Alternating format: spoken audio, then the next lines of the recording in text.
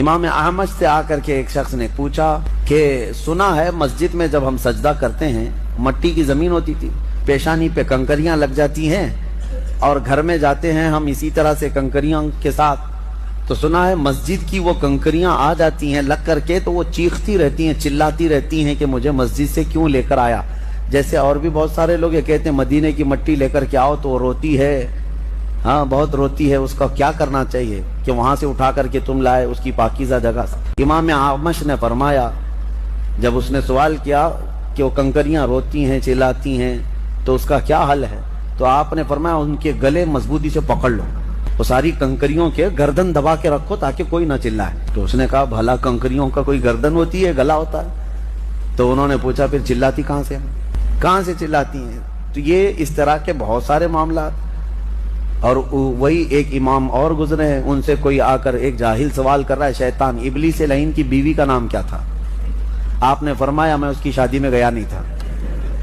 تو یہ جاہلوں سے مخاطب ہونا یا مخاطب ہونا دونوں ضرر ہے۔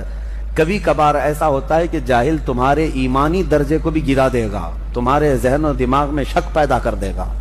اسی لیے قرآن میں اللہ فرما رہا ہے رحمان کے بندے جب جاہلوں سے ملاقات کرتے ہیں سلام کر کے گزر جاتے ہیں، یہی بہت چیز ہے ان کے لیے، یہی بڑی چیز ہے، سلام کرو اور گزر جاؤ، زیادہ سے زیادہ خیریت پوچھ لو۔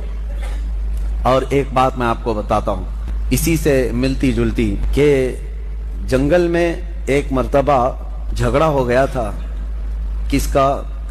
ایک گدھے کا اور ایک چیتے کا، گدھے کا اور چیتے کا جھگڑا ہو رہا تھا۔ کس بات پر؟ گدھا کہہ رہا تھا گھاس نیلی ہوتی ہے اور چیتا کہہ رہا تھا نہیں گھاس ہری ہوتی ہے، بہت جھگڑا کر رہے تھے۔ گدھے نے کہا نہیں نیلی ہوتی ہے، چیتا کہہ رہا نہیں ہری ہوتی ہے۔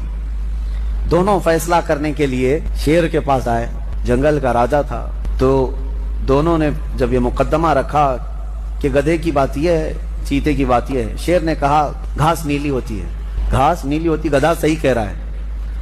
اس کو انعام بھی دیا اور کہا کہ چیتا غلط تھا اور اس کو کوڑے بھی مارے جائیں، 10 کوڑے مارے جائیں۔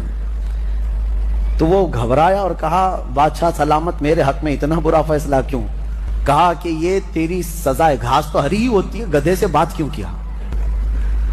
یہ تیری سزا ہے، گدھا تیرے لیول کا نہیں تھا، گھاس ہری ہی ہوتی ہے لیکن جو تیرے لیول کا تھا نہیں اس سے تو مباحثہ کر رہا ہے، مناظرہ کر رہا ہے۔ تو یہ اس میں ایک درس ہے